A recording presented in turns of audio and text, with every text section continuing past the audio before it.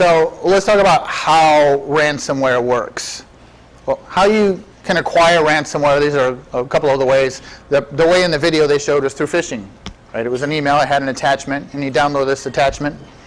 You can also get them through unpatched programs and drive-by downloads. When you install your application, it's got the little checkbox at the bottom. Would you like to also install this toolbar or whatever?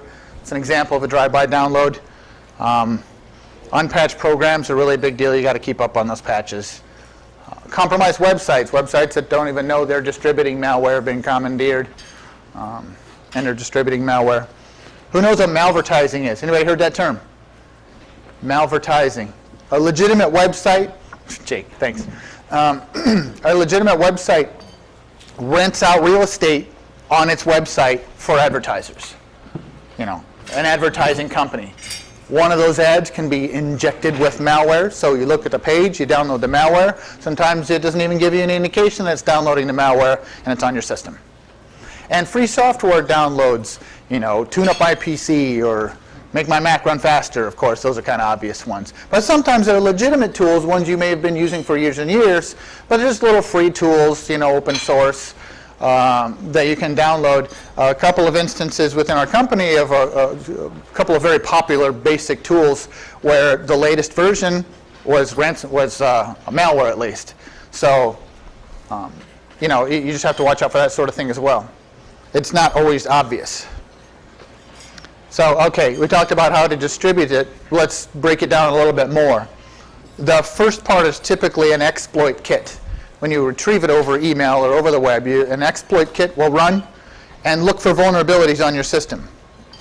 And then it reaches back through a command and control mechanism to a server in the cloud to custom make ransomware that utilizes or exploits what's available on your system. So command and control has several terms. You'll hear CNC, C2, botnet. I think botnet was the first term, and it was used where one server would commandeer several servers out there, which it would then term as its botnet army, which sounds fun and futuristic.